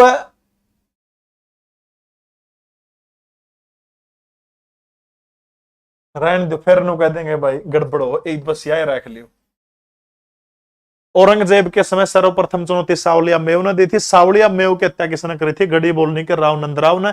और राव नंदराम वो आदमी है जिसने रेवाड़ी के अंदर राव शासन की नींव डालने का काम किया था। बस इतनी बात याद रख लो। राव गुजरमल ने अपने विशाल राज्य की राजधानी किसको बनाया था? राव गुजरमल। ये राव गुजरमल अभी मैंने 2 मिनट पहले राव नंदराम का जिक्र किया था ना, ये राव नंदराम का एक इसका बड़ा बेटा था, राव नंदराम का बालकिशन नाम था उसका, ठीक है, बालकिशन। बालकिशन की जो है मृत्यु हो जाती है जब करनाल के दूसरे युद्ध में लड़ा था, मोहम्मद शाह रंगीला और नादिर शाह दोनों की लड़ाई हुई थी। तो बालकिशन जो है वो मोहम्मद शाह रंगीला की तरफ से लड़ा था, उसके सॉरी मोहम्मद शाह रंगीला की तरफ से नादिर शाह लड़ा था। उस युद्ध में बालकिशन की हत्या हो जाओ। उसके बाद बालकिशन का छोटा भाई जो है राव गुजरमल राजा बना है, यानी नंदराम का छोरा राव गुजरमल के बना है वो राजा बन जाओ है। उर तक बात समझ में आएगी किसका बेटा था यो, ठीक है। इसके बाद में नादिर शाह जो था, नादिर शाह ने बालकिशन की बहादुरी देख के इनको एक उपाधि दी थी, शमशेर बहादुर की उपाधि से सम्मानित किया था। मुगलों ने शमशेर बहादुर की उपाधि दी थी और जो वो जो नादिर शाह जो था, नादिर शाह ने एक उपाधि दी थी, उपाधि का नाम क्या है? राव बहादुर। राव बहादुर, ठीक है। राय बहादुर की उपाधि अंग्रेज दिया करते थे। राव बहादुर की उपाधि किसने दी थी? नादिर शाह ने दी थी। किसको दी थी? राव गुजरमल के भाई बालकिशन को देने का काम किया था। या जो पूरा का पूरा राव परिवार जो उसको राव बहादुर की उपाधि किसने दी थी? नादिर शाह ने देने का काम किया था। तो राव गुजरमल जो है इसकी राजधानी कौन सी थी? गोकुलगुड़ इसकी राजधानी हुआ करती थी। और राव गुजरमल ही वो शख्स था जिसने हरियाणा में गोकुल नाम के सिक्के चलाने का काम किया था, ठीक है। गोकुल नाम के सिक्के किसने चलाए थे? इसी बंदे ने हरियाणा प्रदेश के अंदर जो है गोकुल नाम के सिक्के चलाने का काम किया था, ठीक है। गोकुल नाम के सिक्के किसने चलाए थे? राव गुजरमल ने। बात समझ में आएगी किसका बेटा है? नंदराम का बेटा है। वो नंदराम जिसने सावलिया मेव और आथी बड़गुजर की हत्या करने का काम करा था। इतनी ही बात ध्यान में रखनी, ठीक है। गोकुलगढ़ के अंदर किले का निर्माण भी करवाया था, ठीक है। और गुरावड़ा एक जगह है, ओड़ा भी इसने क्या करा था? किले का निर्माण करवाने का काम किया था। अगला प्रश्न देखो, किसके शासनकाल में तिजारा और नारनौल सूबे जो थे वो दिल्ली सूबे में शामिल कर लिए गए थे? तो तिजारा और नारनौल जो है वो दिल्ली के अंदर जो है शाहजहां के शासनकाल में शामिल करने का काम कर लिया था। हरियाणा में शेख चिल्ली का निवास स्थान कहां पर था? शेख चिल्ली, शेख तो उसका नाम है, चिल्ली नाम मेरा कुकर पड़ा है, चिल्ली, चिल्ली नाम मेरा कुकर पड़ा, शेख चिल्ली। वो मकबरा की बात करूं जिसको हरियाणा का ताजमहल कहा जाओ है। शेख तो इसका नाम था, पढ़न विज्ञा मूर्ख था दगना। पढ़न विज्ञा तो मास्टर कौन बताता बजुकर? छोरी खातर तो क्या होगा? लड़की है जुकर, कोई लड़की जा रही है, लड़की गा रही है, लड़की सो रही है, छोरा खातर रहा है, यो प्रयुक्त होगा। मास्टर पढ़ाने लग गया, मास्टर ने पढ़ा दिया या बात में, जा रही है तो छोरी खातर होगा, जा रहा छोरा खातर होगा। एक छोरी कुआं में पड़ गई, कुआं में पड़ गई तो शेख बाजा गया और वह चिल्लाने लग रही, जाके बोला लड़की चिल्ली है, लड़की चिल्ली है। किसी को समझ में आया लड़की चिल्ली के वो है? गए यार दोस्त देखा तो छोरी रुक के मारने लग रही, बोले तो चिल्ली चिल्ली के था? बोले लड़की चिल्ली है। बोले चिल्ली क्या था? बोले मास्टर ने बताया था, बोले लड़की है तो लड़का है तो आ लग जाएगा, लड़की है तो ई की मात्रा लग जाएगी। बोले वो खसम नू कौन गई थी या बात या फिर उसके बाद में, इस घटना के बाद में शेख का नाम के पास चिल्ली शब्द जुड़ने लग गया, शेख चिल्ली। हवाई में जो बातें करता हो, पढ़ के देख लियो, मैं झूठ बोलता तो कदे को भाई बुरा मान जाए। गूगल में सर्च करियो शेख चिल्ली के कारनामे। और शेख चिल्ली जो है, इसका चेला था एक शेख चिल्ली का, दारा सिकोह। दारा सिकोह, ये मकबरा किसने बनवाया था शेख चिल्ली का? दारा सिकोह जो था शेख चिल्ली का शिष्य था। हरियाणा के थानेश्वर के अंदर जिसका टॉम्ब है, मकबरा है, इसी को क्या कहा जाओ है, ठीक है, इसी को हरियाणा का ताजमहल कहा जाओ है। सिकंदर लोदी के समय आसी के क्षेत्र का हाकिम कौन था? सिकंदर लोदी। बस ये प्रश्न सारे खत्म होने वाले, इसके बाद हरियाणा करंट अफेयर आ जाओगे आकर, ठीक है। हरियाणा और नेशनल करंट अफेयर बताओ शाबाश। सिकंदर लोदी, देखो सिकंदर लोदी कौन बंदा है? लोधी वंश का शासक है। 1504 के अंदर सिकंदर लोधी क्या कर रहा है? आगरा को राजधानी बनाने का काम करा, ठीक है। आगरा की स्थापना 1504 के अंदर करी थी, 1506 के आसपास शायद राजधानी बनाने का काम करा है। गज ए सिकंदरी, गज ए सिकंदरी भी किसने चलाई थी? सिकंदर ने चलाई थी, ठीक है। सिकंदर लोधी ने गज ए सिकंदरी चलाने का काम किया था सिकंदर लोधी के द्वारा। मर गया था, तोड़ा गला में समस्या थी सिकंदर लोधी के, ठीक है। दो तीन चीजें आपने ध्यान रखनी, गज ए सिकंदरी किसने चलाई थी? इसे बंदर ने चलाई थी। और हरियाणा की खास तौर पर बात करूं मैं, शाहबाद है, इसके अलावा थानेश्वर का इलाका है, इनके आसपास का इलाका सारा का सारा जो था इसके कब्जे के अंदर हुआ करता था, सिकंदर लोधी के कब्जे के अंदर। हसन खां, ये मेवात का हाकिम हुआ करता था उस टाइम। शेख सैयद, ये हांसी का हाकिम हुआ करता था, ठीक है। मेवात का हाकिम कौन था? हसन का था। शेख सैयद जो है, शेख सैयद कहां का हाकिम था? तो शेख सैयद, भाई इतिहास करने लायक जो नहीं, बहुत डीप में है तो एचएससी वाले में पूछते को नहीं। असलियत तुम्हारे हरियाणा का इतिहास जो लग जाए, पेपर इतिहास का भी दे दो नहीं तो भी फिल्टर के सबके में बैठ जाएगा। फिल्टर के ना सोचिए, बहुत डीप में इतिहास अगर जे ढंग के तरीके अगर मान लिया एचएससी वाले पूछे और देने का काम किया जाओ तो। ये दरियाव खान जो था ये उस टाइम पर पानीपत का हाकिम था, सिकंदर लोधी के समय पानीपत का, ठीक है। तो तीन हाकिम हो गए, पानीपत का दरियाव खान था, हसन खान मेवात का था, और शेख सैयद जो था वो कहां का था? हांसी का रहने वाला था। बस 2-1 पर्सन हो रहा होंगे इतिहास के, उसके बाद हरियाणा करंट अफेयर शुरू हो जाओगे। बलवन हरियाणा के किस स्थान का सरदार नियुक्त किया गया था? गयासुद्दीन बलवन, जिसको लो एवं रक्त की नीति के कारण जाना जाता है। तो बलवन जो था वो हांसी का सरदार नियुक्त करने का काम किया था। 1857 ईस्वी तक अहमद अली खान कहां का शासक था? बताइए शाबाश। 1857 ईस्वी तक अहमद अली खान जो था वो कहां का शासक था? अहमद अली खान। याद करिए जब अपन 1857 की क्रांति पड़ी होगी तो एक बात का जिक्र किया था कि 13 मई 1857 को गुड़गांव का एक कलेक्टर था जिसका नाम क्या था? William Ford. विलियम फोर्ड क्या करता है, सेना लेके चलता है, और ये विलियम फोर्ड जो है जब गुड़गांव के बिजवासन गांव के अंदर पहुंचता है, तो बिजवासन गांव के अंदर जो है इसको रोकने का काम कौन करता है, अमजद अली खान करता है। ठीक है, अमजद अली खान बिजवासन जो है, बिजवासन के अंदर जो है इसको रोकने का काम करता है। अन्य लोग भी इसके साथ में बहुत सारे लोग हैं,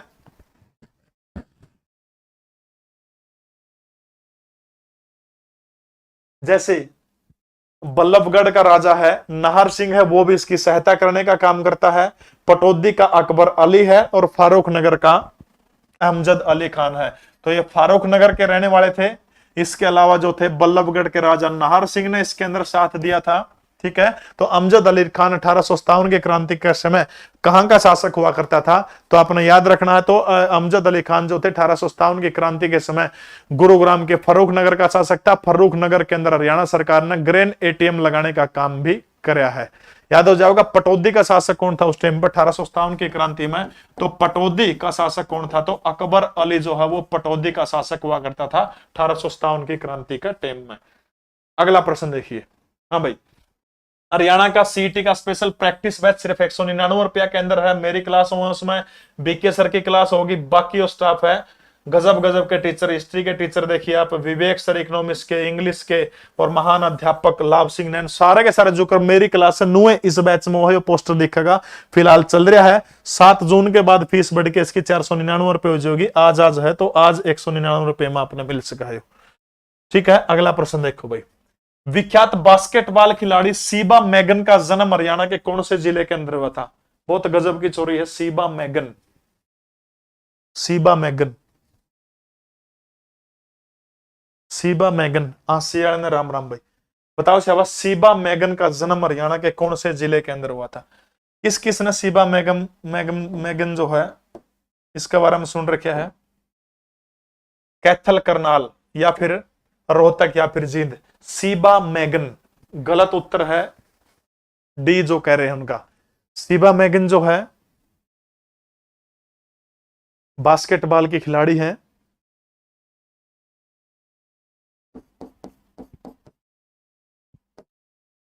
भारत की पहली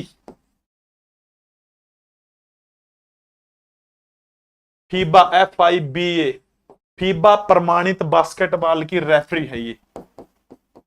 ठीक है, यानी जो कौन होता है क्रिकेट में ICC का जो अंपायर हुआ, ICC चुन ले जिसने, नुए जो फीबा जो बास्केटबॉल की संस्था है उससे प्रमाणित भारत की पहली महिला रेफरी है ये। गोल्डी राठौड़, आज उत्तर गलत है आपके। हरियाणा के करनाल जिले की छोरी है सीबा मैगन। ठीक है, सीबा मैगन करनाल जिले की है, और ऐसी पहली रेफरी है, भारत की पहली महिला रेफरी है जो बास्केटबॉल की संस्था फीबा जो है इससे। प्रवीण कुमार भाई सही तो पढ़ा ले बेटा, क्या गलत पढ़ा है? शर्म कर थोड़ी ही।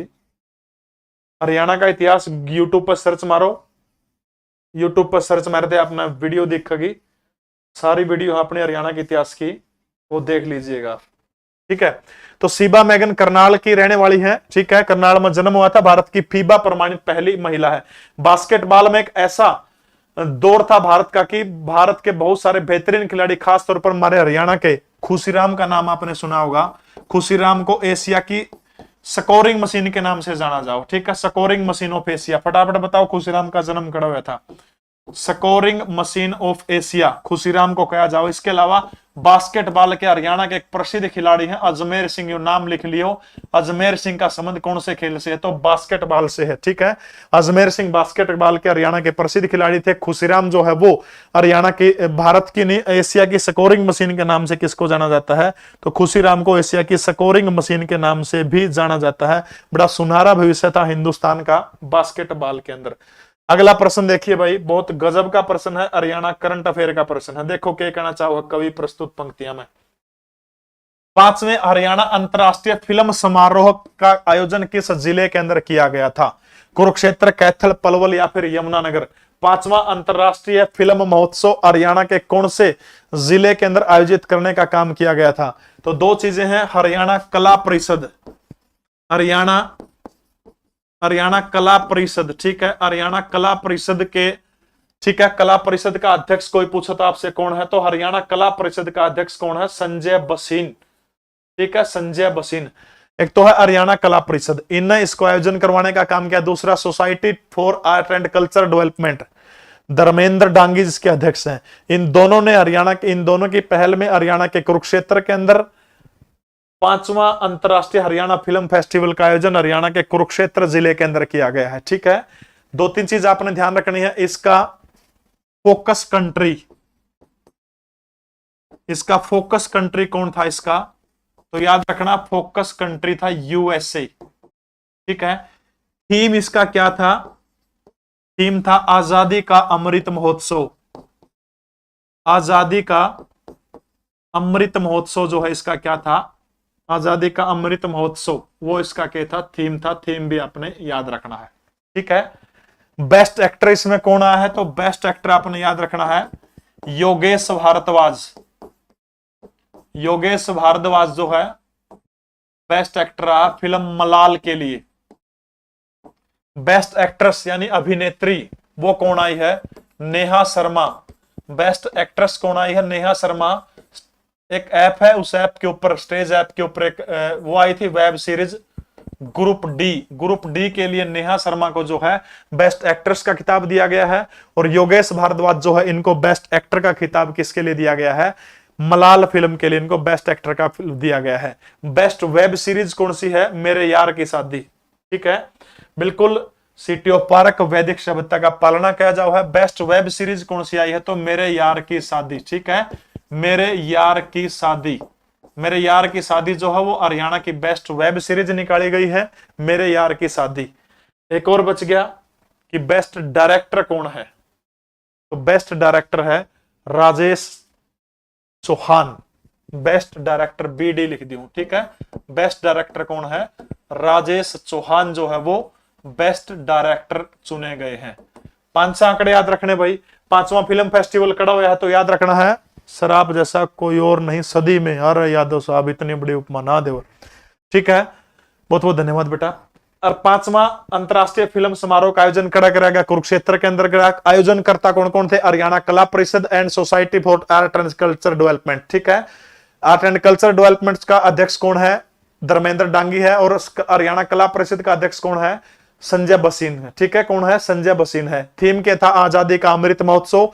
कंट्री कौन सा था, यूएसए था। बेस्ट एक्टर कौन चुना गया, योगेश भारद्वाज मलाल के लिए। बेस्ट एक्ट्रेस कौन चुनी गई है, नेहा शर्मा, किसके लिए, ग्रुप डी के लिए। बेस्ट डायरेक्टर कौन चुना गया है, राजेश चौहान चुना गया है।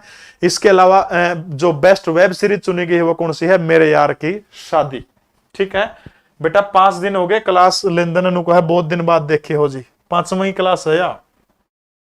रूस के वोल्गग्राड में आयोजित भारत रूसी संयुक्त प्रशिक्षण सैन्य अभ्यास का नाम क्या था। रूस के वोल्गोग्राड के अंदर अगस्त 2021 के अंदर एक सैन्य अभ्यास हुआ था भारत और रूस के बीच में। और ये इस अभ्यास का नाम क्या है, लक्ष्य 2021, ध्वस्त 2021, आघात 2021, इंद्र 2021। तो याद रखना इंद्र 2021 इस अभ्यास का नाम था, जो रूस के वोल्गग्राड शहर के अंदर जो था भारत और रूस की दोनों सेनाओं के बीच में 12वां संस्करण था ये दोनों के अभ्यास का। ठीक है, 12वां संस्करण था। ऑफलाइन कहीं नहीं पढ़ाता हूं मैं। हरियाणा का पहला व्हीकल स्क्रैपिंग फैसिलिटी सेंटर किस राज्य में शुरू किया गया है, राज्य के किस जिले में शुरू किया गया है। ठीक है, किस राज्य ने होगा, किस जिले के अंदर शुरू किया गया है। हरियाणा का पहला व्हीकल स्क्रैपिंग का मतलब क्या है कि भाई जो पुराने कबाड़ साधन हो लिए उनको बेचने का काम कराया जाएगा। ठीक है, और वो जगह पूछ रखी, वो जगह ये सेंटर कड़ा शुरू कराया गया है। सी कह रहे हैं, उत्तर गलत है सी। तो अरे देखो फिर पहला आएगा, खास तौर पर वह प्रश्न बहुत इंपॉर्टेंट है जो हरियाणा का पहला, भारत का पहला। तो पहला व्हीकल स्क्रैपिंग सेंटर जो है इसका उद्घाटन किसने किया है, केंद्रीय सड़क एवं परिवहन मंत्री है नितिन गडकरी। ठीक है, नितिन गडकरी ने पिछले दिनों, जिला है हरियाणा का नूह, हरियाणा के 9 जिले के अंदर हरियाणा के पहले व्हीकल स्क्रैपिंग फैसिलिटी सेंटर का उद्घाटन करने का काम किया है। ठीक है, तो याद रखना है हरियाणा के 9 जिले के अंदर नितिन गडकरी जो है, नितिन गडकरी ने एक गांव है नूह जिले का, गांव का नाम है शायद फतेहपुर गांव है, नूह जिले का फतेहपुर गांव। नूह जिले का फतेहपुर गांव के अंदर हरियाणा का पहला व्हीकल स्क्रैपिंग फैसिलिटी सेंटर का उद्घाटन करने का काम किया गया है। अगला प्रश्न देखिए, देश का ऐसा पहला राज्य कौन सा जिसने ऑटो अपील सॉफ्टवेयर सिस्टम शुरू किया गया है? गजब की ये टेक्नोलॉजी है कि देश का ऐसा पहला राज्य कौन सा है जिसके अंदर ऑटो अपील सॉफ्टवेयर आस को लागू करने वाला भारत का पहला राज्य कौन सा बना है? आस को लागू करने वाला, फटाफट कमेंट करके बताइए। प्रियंका, बबली, मोहित, गोल्डी, सबका उत्तर बिल्कुल सही है, हरियाणा। तारीख बता दीजिए मेरे को शाबाश। ऑटो अपील सॉफ्टवेयर आस, ठीक है, इसकी तारीख बता दीजिए कब शुरू किया गया है? तो ये तारीख है बिल्कुल, हरियाणा देश का पहला राज्य है। यदि कोई सरकारी कर्मचारी आपका काम नहीं कर रहा तो आप लोग उसकी तय दिनों में इसको काम करना पड़ेगा। पीडीएफ जीके परवीन उड़ान पर मिलेगी, जितेंद्र सिंह जीके परवीन उड़ान टेलीग्राम चैनल है, उस पर दे दूंगा आपने। वो तारीख थी 1/9/2021, 1 सितंबर 2021 को आस जो है इस योजना को हरियाणा प्रदेश के मुख्यमंत्री मनोहर लाल खट्टर ने लॉन्च करने का काम किया था, और भारत का पहला राज्य है जो इसने इस तरह की योजना को लॉन्च करने का काम, लागू करने का काम किया है। ठीक है, भारत का पहला राज्य है ये। सरिसिका पक्षी विहार कहां पर स्थापित है? बताइए शाबाश। 1 सितंबर 2021 को सरिसिका पक्षी विहार, सरिसिका, मरु, सीता माता,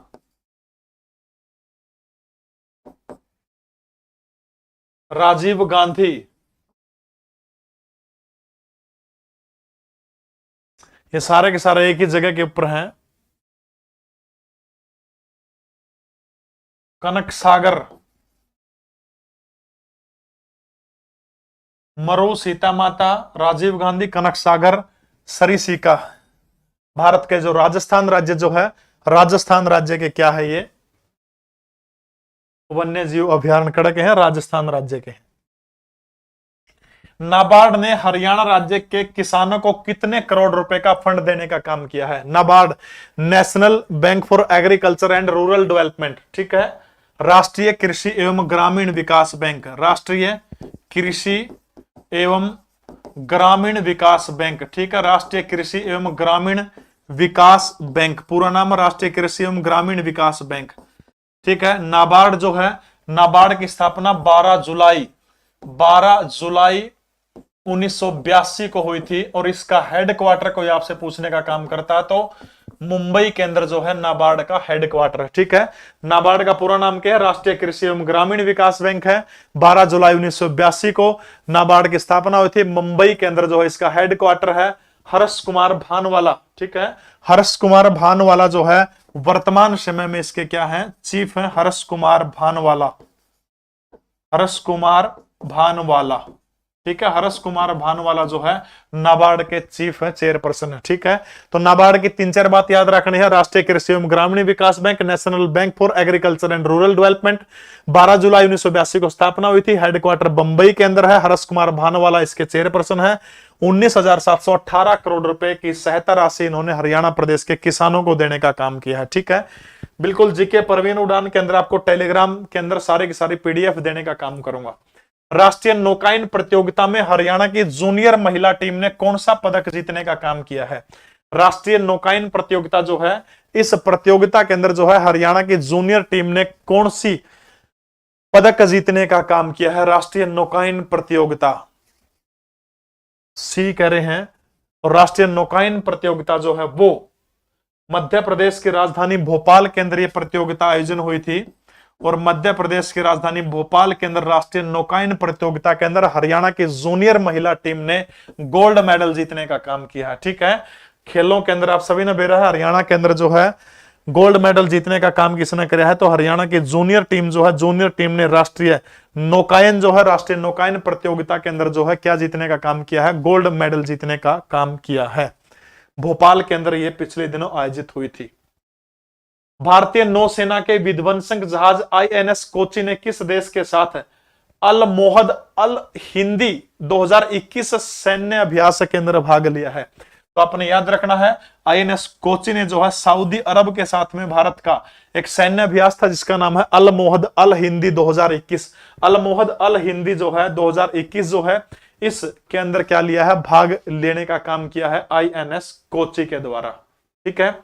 हरियाणा राज्य के महाधिवक्ता की नियुक्ति कौन करता है? महाधिवक्ता कौन होता है?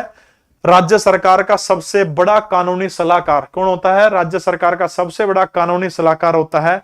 और इसकी नियुक्ति संविधान के अनुच्छेद 165 के तहत जो है राज्यपाल स्वतंत्र रूप से करता है। किसी भी राज्य का वो सबकी तरह है, तो हरियाणा कुछ अलग नहीं है। तो संविधान के अनुच्छेद 165 के तहत राज्य का राज्यपाल जो है राज्य के सबसे बड़े विधि अधिकारी जो है इसकी नियुक्ति करने का काम करता है। चाहे हरियाणा का हो चाहे कड़े का हो, राज्यपाल ही संविधान के अनुच्छेद 165 के अंतर्गत इसकी नियुक्ति करता है।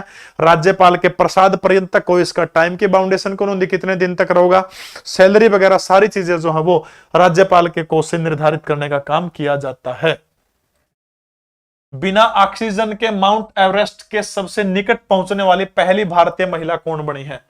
बिना ऑक्सीजन के माउंट एवरेस्ट को फतेह तो नहीं कर पाई, लेकिन बिल्कुल नजदीक पहुंचने का काम उसने कर लिया था। और वो हरियाणा के बिल्कुल बंडारू दत्तात्रेय 18वें नंबर के राज्यपाल हैं। ठीक है, तो माउंट एवरेस्ट के निकट पहुंचने वाली वो झज्जर जिले की बेटी है, सुषमा रानी, नगीना रानी, कमलेश या फिर अस्मिता। तो बिना ऑक्सीजन के माउंट एवरेस्ट के नजदीक पहुंचने वाली झज्जर जिले की बेटी जिसका नाम क्या है? अस्मिता जो है झज्जर जिले की छोरी है। बिना ऑक्सीजन के माउंट एवरेस्ट के नजदीक पहुंचने का गौरव इस लड़की ने क्या किया है? प्राप्त किया है। 6 अगस्त को घोषित पहले वन धन वार्षिक पुरस्कार 2021-22 में किस राज्य ने 7 राष्ट्रीय पुरस्कार जीतने का काम किया है?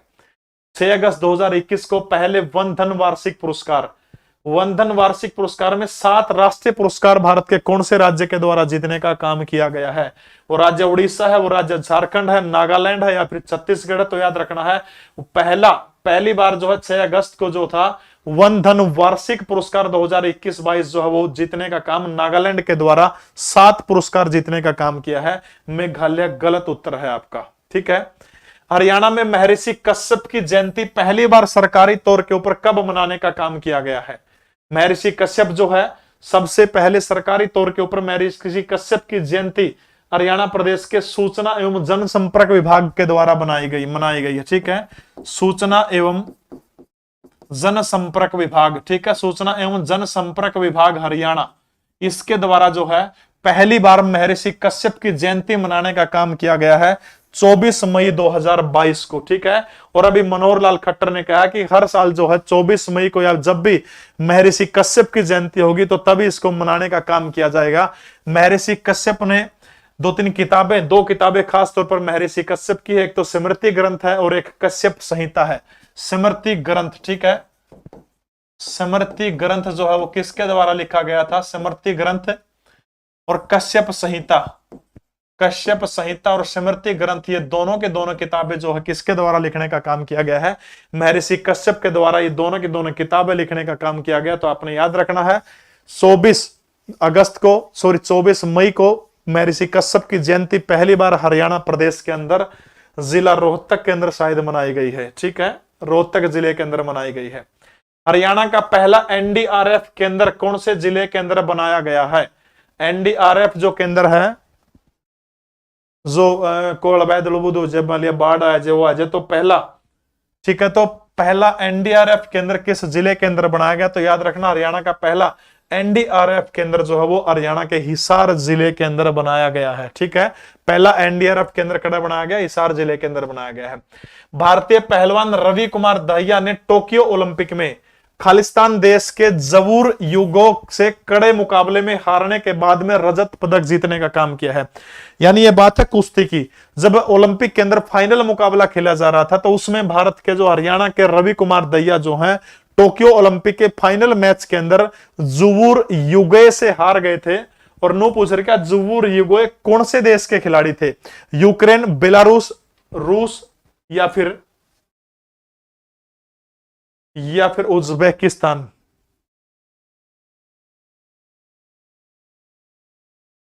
तीन सवाल पूछेंगे बेटा, कोई बात नहीं। तो वो जुवूर युगो कहां के खिलाड़ी थे? याद रखना रूस के खिलाड़ी थे। जुवूर युगो रूस के खिलाड़ी थे, जिससे रवि कुमार हार करके उनको किसके अंदर संतोष करना पड़ा था? रजत पदक के अंदर संतोष करना पड़ा था। ठीक है, तो ये थी आज की क्लास। किसी लगी कमेंट सारे कर दियो, जानते जानते सारे लाइक कर दियो। तो आज के लिए इतना ही। बिल्कुल भाई फिर अंत में याद दिवा दूं, पीडीएफ जीके परवीन उड़ान टेलीग्राम के ऊपर मिलेगा अपना हरियाणा सीईटी का स्पेशल बैच है, सिर्फ 199 रुपए में 7 तारीख तक मिलेगा। उसके बाद 499 का हो जाएगा। और दिल्ली पुलिस का स्पेशल बैच सिर्फ 299 के अंदर आपने मिलेगा 10 जून को लीसो ऐप के ऊपर। आज के लिए इतना ही। क्लास जानते जानते लाइक कर दो। जय हिंद, भारत माता।